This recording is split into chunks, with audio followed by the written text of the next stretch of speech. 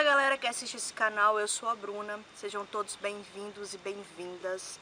Hoje o tema do vídeo é família homotransafetiva. Hoje eu vou entrevistar o Saulo Amorim, que é presidente e coordenador do grupo de apoio à adoção Cores da Adoção. Seja bem-vindo, Saulo. Obrigado, Bruna. Prazer imenso ter você Prazer aqui é no todo nosso meu. canal.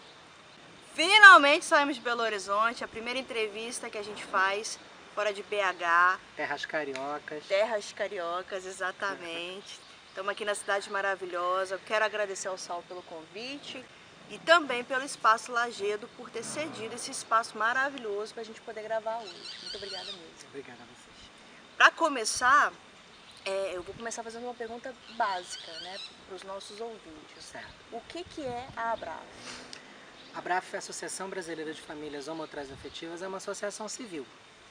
Nós somos 1.500 famílias reunidas em todo o território nacional e no exterior, famílias brasileiras, famílias LGBTI, que entendem que a união é o caminho para que tenhamos os nossos direitos garantidos, os nossos interesses garantidos, e buscando esse fortalecimento, né, pelo congraçamento, pela união, mas também pela intervenção social e pela intervenção política, mostrando a nossa existência, é óbvio, mas a nossa presença enquanto pessoas, cidadãos, cidadãs inseridos na sociedade. E o grupo de apoio à adoção? O que seria? O grupo de apoio à adoção é um outro trabalho que corre em paralelo com a ABRAF. É um grupo de apoio como qualquer outro grupo de apoio à adoção que existe. São vários, são mais de 150 no país hoje em dia, que presta auxílio aos tribunais de justiça na preparação das pessoas que pretendem adotar ou que já têm, ou que já estejam no processo de adoção. Assim trabalha o grupo de apoio à adoção Cores da Adoção, que funciona também aqui no Espaço Lagedo, no Rio de Janeiro. Muito bom. E por que a ABRAF adota a expressão famílias homotransafetivas? Qual que é a importância disso? O surgimento da ABRAF tem um marco, né? A ABRAF surgiu enquanto ideia, enquanto organização informal em 2013, numa reunião que aconteceu no Senado Federal. Uma das pessoas convidadas a dialogar naquele momento foi Maria Berenice Dias, que é a pessoa que cunhou esse neologismo homoafetividade. E muito foi discutido sobre essa questão, que é uma né? advogada, né? Que é uma advogada, desembargadora aposentada do Tribunal de Justiça do Rio Grande do Sul. Muito se discutiu naquele momento sobre o lugar das famílias LGBTI dentro do direito de família e o como que era importante ressaltar a importância dos vínculos e dos laços de afeto na composição das famílias, não só as LGBTI, mas de todas as famílias. E, em princípio, a ABRAF surgiu como Associação Brasileira de Famílias Homoafetivas. E foi assim que ela foi registrada em 2015, como associação civil. A personalidade jurídica surgiu com essa nomenclatura.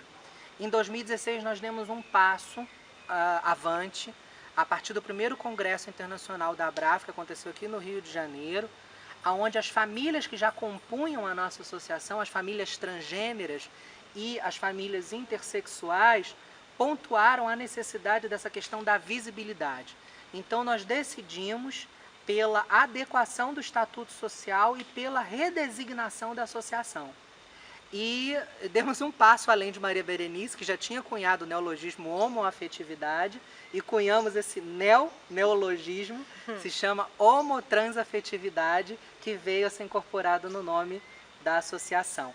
A intenção dessa mudança foi trazer para, não somente para o estatuto, mas para o nome da associação, a visibilidade das questões que tangenciam a discussão sobre identidade de gênero, né? E não só sobre orientação sexual. Né? Porque nesse leque dessa sopinha de letras, né, LGBTI, precisamos sempre lembrar das orientações sexuais, das identidades de gênero e das questões biológicas. Perfeito. Qual que é a importância da gente pautar famílias homotransafetivas? A importância eu trago mais para o sufixo, o afeto, né? Tem muita gente que hoje fala na questão da parentalidade. E eu gosto muito da questão da afetividade ainda, Porque a parentalidade ela vai dizer sobre as relações, sim, mas marcar as relações num aspecto de um vínculo formal, que é enteado, um vínculo colateral, relação por afetividade, ou que nível de parentesco, e não é bem isso que a gente gosta de ver potencializado, né? A gente precisa lembrar que as nossas famílias surgem sim por afeto, né? Família é um núcleo da sociedade, uma união de pessoas com um projeto de vida em comum, né? Que querem alcançar, concretizar seus sonhos e têm um projeto de vida em comum. E o que une essas pessoas, mais do que a biologia ou do que um grau de parentesco, um vínculo de afinidade, é sim o afeto, o desejo de estar junto, de construir esse projeto de vida juntos, né? E nós decidimos conscientemente pelo uso da palavra afetividade, não só nos nossos textos, mas na nossa pauta, né? No nosso discurso também. Ajuda na reafirmação e na construção dos direitos fundamentais? Ajuda na concretização desse projeto do que é ser família, né? E também na questão de desmistificar quem nós somos, porque não somos diferentes, né? E nem seria adequado a gente falar em normalidade ou se é comum ou não, né? É lógico que existe um padrão imposto por uma sociedade heteronormativa e talvez não estejamos adequados a esse padrão, né? Mas somos tão normais quanto, as nossas famílias são tão normais quanto todas as outras, são tão comuns como todas as outras, e eu diria, em alguns aspectos, até prevalentes, né? Nós não podemos mais dizer que aquela família tradicional, modelo Doriana, né? O homem, a mulher e os filhos havidos dessa união são um modelo de família prevalente em número, né? As composições familiares hoje são diversas. Aí eu já também não estou falando da questão LGBT, estou falando da família em sentido amplo, né? Quantas famílias hoje em dia não são formadas por vínculos puramente afetivos, por pessoas que não têm laços biológicos ou de parentesco nenhum, mas decidiram morar juntas e se identificam como família, né? Quantas famílias que hoje são formadas por uma configuração onde, por exemplo, um irmão assume o cuidado dos irmãos mais novos, onde avós assumem os cuidados dos netos, né? São diversas possibilidades. A gente pode ir até além, a gente pode falar daquelas famílias interespécie, né? Onde as pessoas, os casais, buscam o cuidado de um animalzinho de estimação e os têm como se filhos fossem e querem ser reconhecidos também como família. Mas trazendo para o nosso universo LGBTI, a gente quer marcar através do afeto a importância de sermos vistos como família, tal como todas as outras, com os mesmos dilemas, os mesmos problemas, as mesmas dificuldades, as mesmas dores, as mesmas dúvidas, né? São famílias que podem vivenciar algum momento uma crise, que podem chegar a um divórcio, que podem ser famílias mosaico ou recompostas, né? Enfim, famílias como todas as outras. Sim. Saulo, voltando um pouquinho, me exemplifica, qual que é o cotidiano da Abrafe? Como que ela atua no dia a dia? A Abrafe ela existe e funciona graças ao voluntariado e ao engajamento dos próprios membros associados. E como é que a gente atua? Em 3 eixos de atuação, que são a união de famílias, a intervenção social e a intervenção política. A Abrafe ela se mobiliza em eventos que são organizados nas nossas bases regionais, que são as coordenadorias regionais, Centro-Oeste, Sudeste, Norte, Nordeste e Sul, estaduais e em alguns lugares municipais. De acordo com a demanda dos membros associados nessas localidades, eventos são organizados para atender às necessidades dos membros locais, com discussões e temas próprios. Essa é a atuação para a união de famílias. A intervenção social. Nós temos alguns projetos, como por exemplo o Grupo de Apoio Psicossocial. Esse grupo de apoio psicossocial visa reunir profissionais das áreas da psicologia e da assistência social para que estejam à disposição dos membros associados em alguma necessidade urgente, iminente, né? Para aquelas pessoas que não sabem a quem recorrer no momento de crise. Então a gente faz um levantamento de psicólogos, ciências sociais vinculados à ABRAF e cria essa rede de contatos para poder prestar o suporte e o apoio. Nós também temos o GAJA, que é o Grupo de Apoio Jurídico, onde a gente reúne todos os profissionais do direito que são vinculados à ABRAF, vincula eles dentro da diretoria jurídica, que a ABRAF tem uma diretoria jurídica, em que a gente também busca dar um suporte imediato de assessoria jurídica aos membros da ABRAF, que não sabem aonde eu posso fazer um registro, como é que eu regularizo a situação da minha união, qual o primeiro passo que eu tenho que dar para adotar ou para fazer uma fertilização, como que eu levo isso de forma a respeitar o rigor da lei. Então, para isso também tem o grupo de apoio jurídico, essa parte da intervenção social. E a intervenção política é o posicionamento da ABRAF enquanto associação em defesa dos interesses, dos direitos e das garantias que a gente busca para as nossas famílias. A ABRAF tem um protagonismo desde o início, mesmo desde quando ela ainda não era registrada formalmente. E um exemplo que eu tenho a dar para vocês agora foi a participação da ABRAF ativa na questão da doação de sangue por homens que fazem sexo com outros homens. Essa terminologia é utilizada pelo Ministério da Saúde e era um fator de limitação, né, para que esses homens que fazem sexo com outros homens pudessem ser doadores de sangue. E recentemente isso foi parar no Supremo Tribunal. A ABRAF estava participando do processo na condição de amicus curiae e fez sustentação oral. Quem nos representou foi a doutora Mariana Chaves, que é membro associada, que é voluntariada e que é uma das protagonistas. Então a ABRAF ela anda graças a nós, membros associados, que dentro das nossas possibilidades, do saber acumulado, da nossa formação acadêmica, nos doamos para alcançar os objetivos institucionais da associação. E quais são as principais dificuldades, os principais dilemas que as famílias homotransafetivas têm vivenciado hoje no Brasil? Vocês têm algum levantamento nesse sentido? O preconceito ainda é forte, né? A gente pode falar de avanços, deve celebrar os avanços, é inegável, né, que nos últimos 10 anos a gente tem uma realidade jurídico-social muito favorável, diferente do que existia 10 anos atrás, mas muito há por ser feito ainda, né?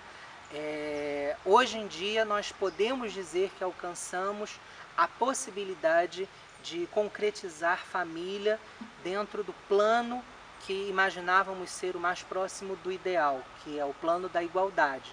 Né? Termos as nossas famílias em pé de igualdade como outras, podendo ter acesso ao casamento, à adoção, ao registro dos filhos, à garantia de direitos sucessórios.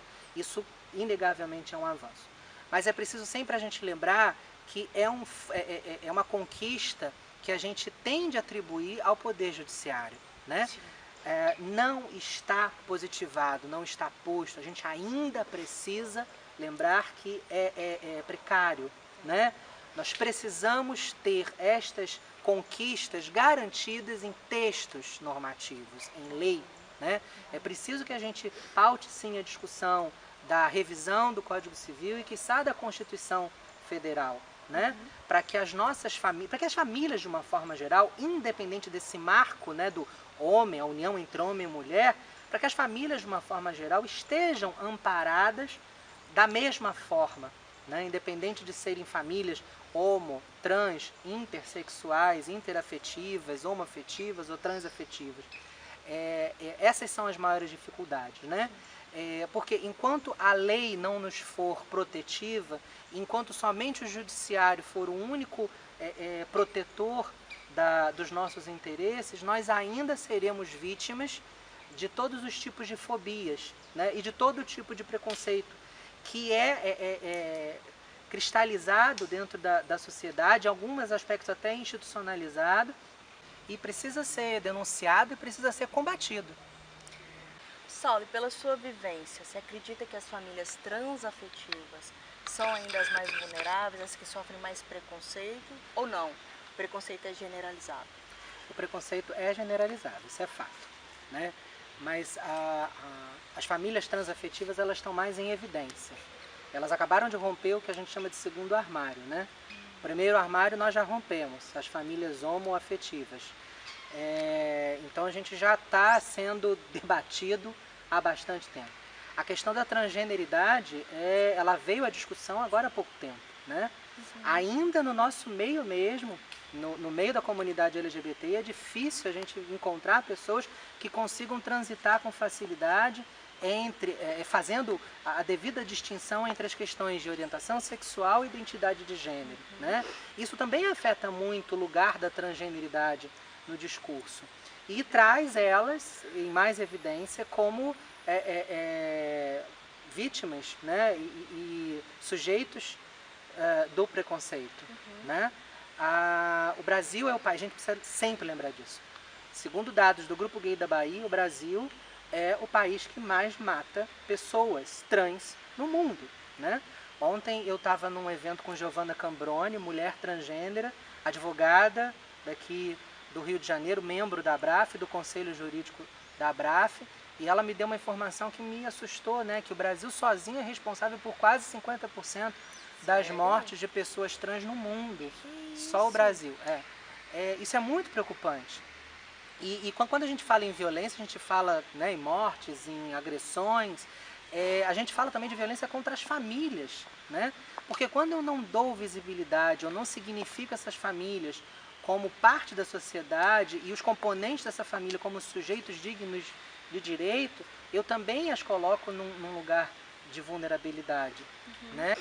Agora, é preciso que a gente fale de uma outra questão que é muito importante e cara para as famílias transgêneras.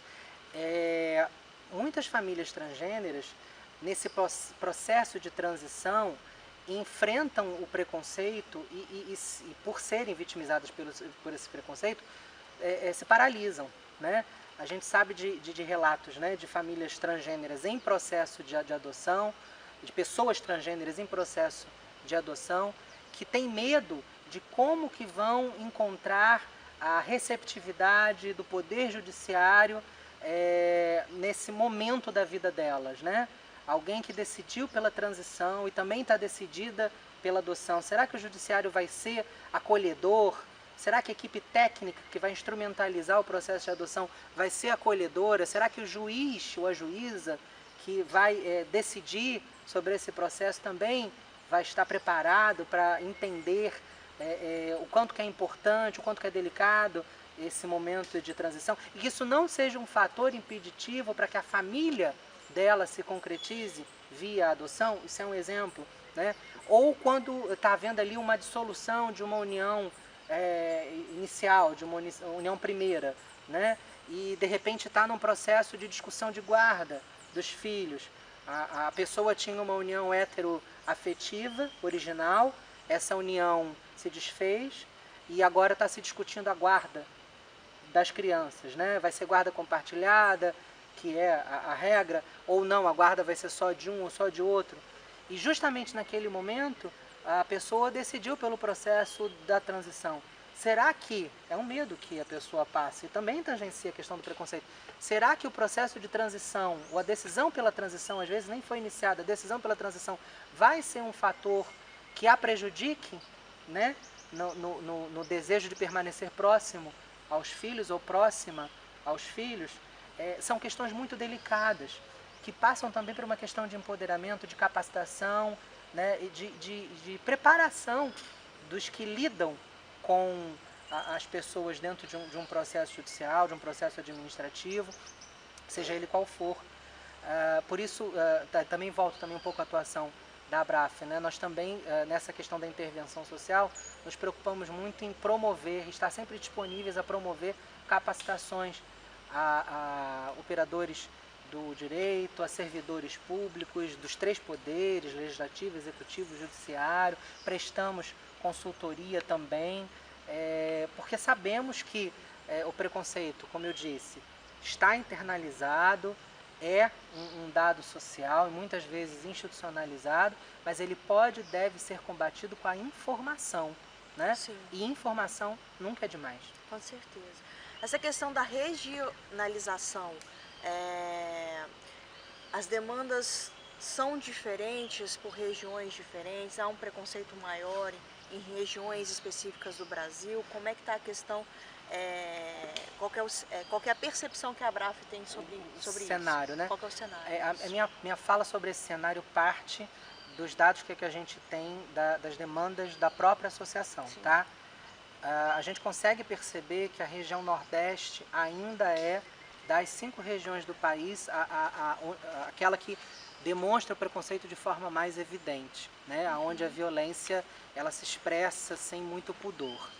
A região Sudeste avança em franco desenvolvimento no sentido de termos as questões mais tratadas de formas claras. Não que o preconceito inexista, pelo contrário, existe em todos os lugares. Não que a violência também não exista na região Sudeste, mas em menor grau, né? Não existem tantos relatos vindos da região Sudeste quanto da região Nordeste. Agora, existem algumas questões curiosas. Por exemplo, no Sul, o Sul que é vanguardista nessas questões do direito homotransafetivo, também uma região do país onde as coisas não são muito faladas, e é muito uma característica também, né, dos sulistas brasileiros, aquelas questões do respeito, a intimidade, são mais reservadas. E uma dificuldade que a gente tem de intervenção, né, e de entrar mesmo nos estados do norte e particularmente no estado do Mato Grosso. É difícil que a gente consiga falar sobre famílias, sobre as pautas da comunidade LGBTI na região norte e no Mato Grosso. E a gente ainda está tentando entender se é uma questão de acesso a meios de comunicação, se é uma questão que isso é próprio da região norte, né, do país, e também de boa parte do Mato Grosso.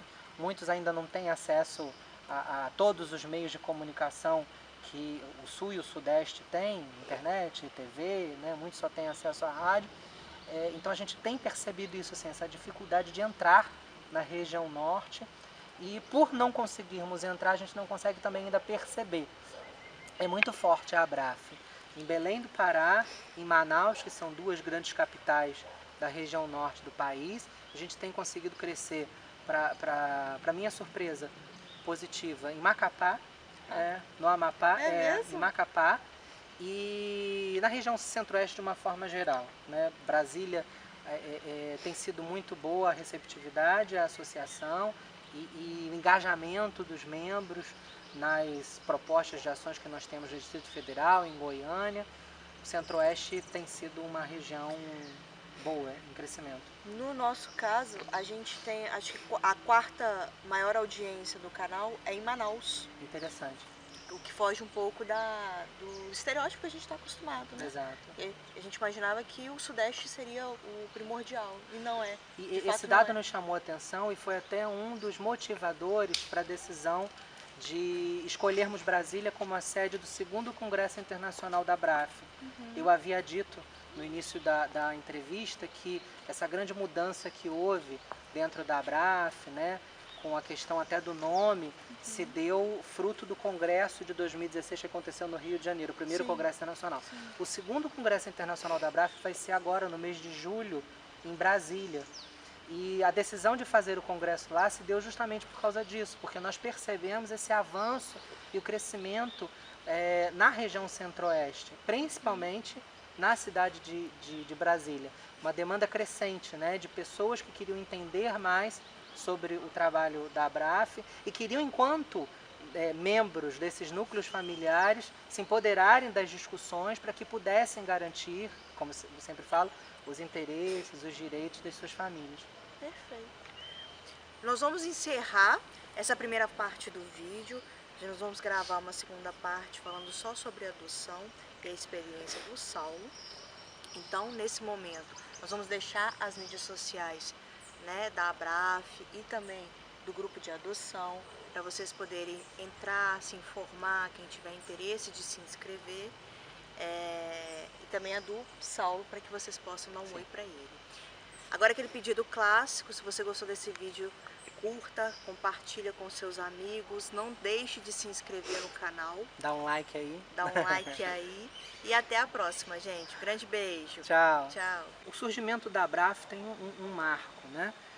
A Abraf surgiu enquanto ideia, enquanto organização informal em 2013, numa reunião que aconteceu no Senado Federal.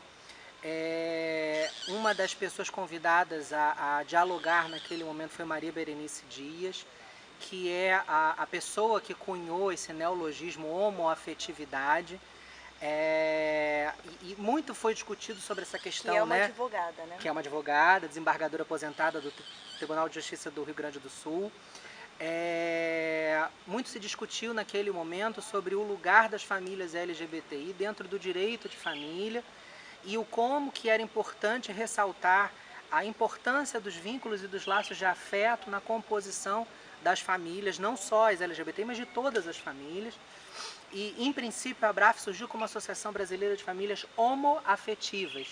E foi assim que ela foi registrada em 2015, como associação civil. A personalidade jurídica surgiu com essa nomenclatura. Em 2016, nós demos um passo avante, a partir do primeiro Congresso Internacional da Abraf, que aconteceu aqui no Rio de Janeiro, onde as famílias que já compunham a nossa associação, as famílias transgêneras e as famílias intersexuais, pontuaram a necessidade dessa questão da visibilidade. Então nós decidimos pela adequação do Estatuto Social e pela redesignação da associação. E demos um passo além de Maria Berenice, que já tinha cunhado o neologismo homoafetividade, e cunhamos esse neologismo, se chama homotransafetividade, que veio a ser incorporado no nome da associação. A intenção dessa mudança foi trazer para, não somente para o estatuto, mas para o nome da associação, a visibilidade das questões que tangenciam a discussão sobre identidade de gênero, né? E não só sobre orientação sexual.